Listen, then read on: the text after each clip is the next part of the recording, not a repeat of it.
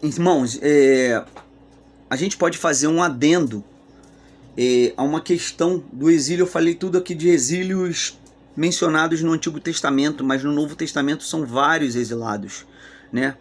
O próprio Paulo ficou exilado, os discípulos, mais tarde apóstolos, foram exilados, o próprio João na ilha de Pátimo foi exilado, né? Na ilha de Pátimo, ele foi preso principalmente, né? Mas assim, ele estava cativo, submisso e exilado da sua terra, né? Em tantos outros, né? Até morrerem, exceto João, que ficou no exílio até quase o fim de sua vida. Mas um exílio que não pode deixar de ser mencionado aqui é o exílio que eu posso considerar para vocês assim: Deus também foi exilado.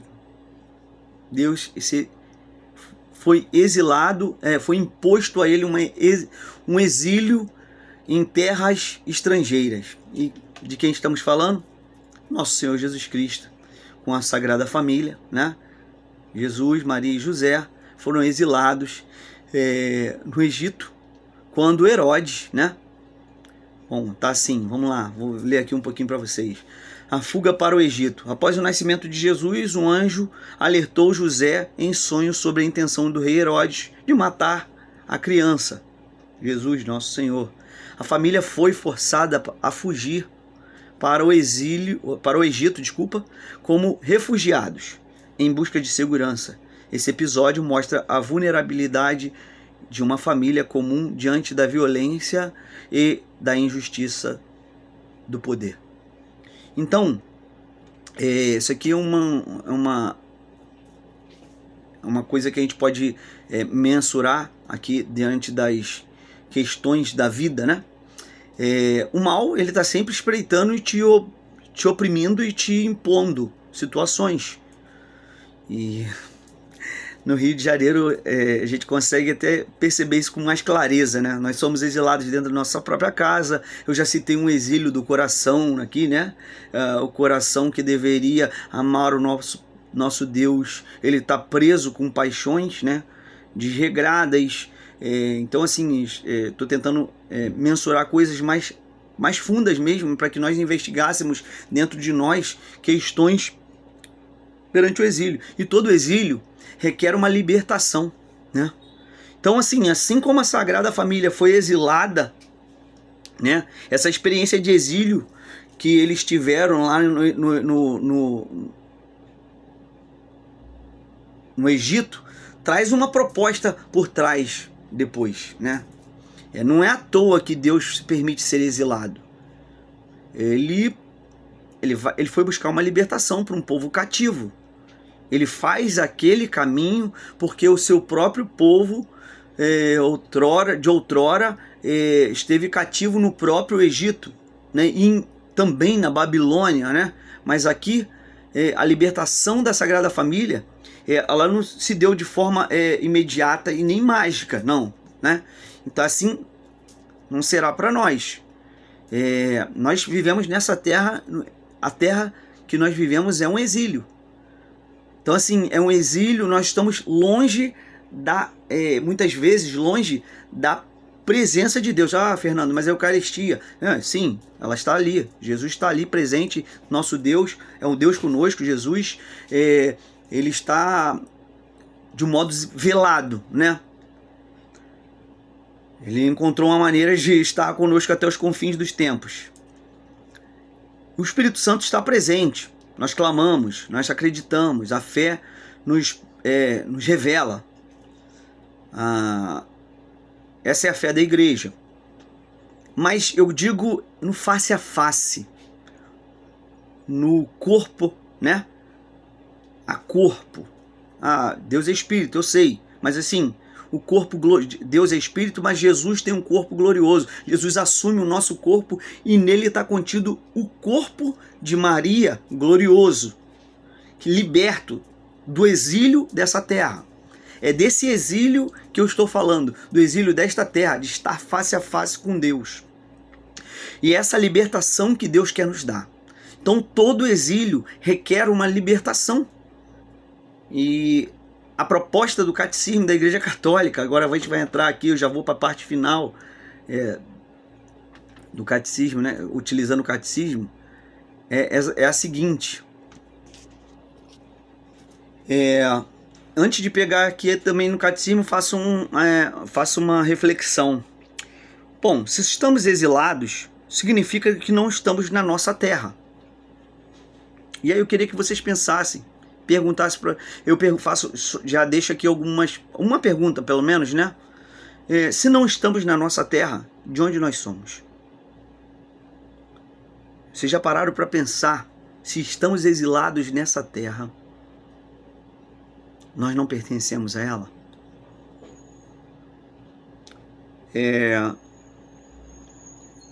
Bom, vamos pegar o catecismo da Igreja Católica para a gente entender melhor o que a Igreja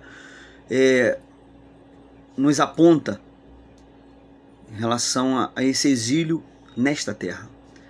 Parágrafo 1093 vai dizer assim: na economia sacramental, pega aí o teu catecismo aí, ó. Vamos lá. Para mim tá aqui na tela para ficar mais fácil de dizer para vocês, mas acompanha aí no 1093. Na economia sacramental, o Espírito Santo leva à realização as figuras da antiga aliança, visto que a Igreja de Cristo estava admiravelmente preparada na história do povo de Israel e na antiga aliança. Presta atenção, ó.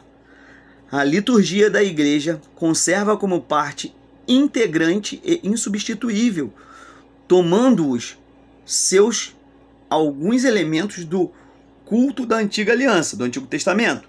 Aliança, Testamento, mesma coisa. Principalmente a leitura do Antigo Testamento. Aí ele menciona a oração dos Salmos.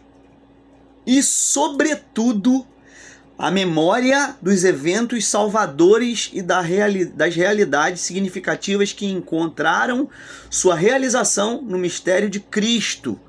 Aí vamos lá, fazer algumas menções aqui como o catecismo nos aponta. A promessa e a aliança, lado a lado, tá? O Êxodo e a Páscoa, lado a lado. De novo, tem pouco dedo aqui na mão para apontar, né? Eu preciso de uma mão para te mostrar. O reino e o templo, lado a lado. E da mesma forma que a promessa e a aliança, né? Promessa e aliança, citadas. O Êxodo e a Páscoa. E o reino e o templo também se dá para o exílio e a volta. E a volta aqui você pode fazer uma alusão com a libertação. Irmãos, só estaremos verdadeiramente livres quando estivermos na glória. Livres de todas as situações, das adversidades da vida, das circunstâncias. Estamos reféns não só pelas prisões que nós vemos. E eu falo de prisões que, ainda que tenhamos a liberdade de ir e vir, que nem está tão prática, vamos dizer assim, né? Hoje em dia, você não pode entrar em qualquer lugar que você quer. Você não pode sair comprando o que você quer ou precisa, porque você pode sofrer retaliações. Rio de Janeiro é uma realidade muito tranquila da gente imaginar situações. Eu estou citando situações aqui bem chulas, mas que dá pra gente mensurar que não somos tão livres assim, né? E a liberdade sempre tem um preço, né? Ela tem um preço, mas ela tem o preço do sacrifício. Então, se estamos dispostos a sacrificar. E aonde entra essa questão da...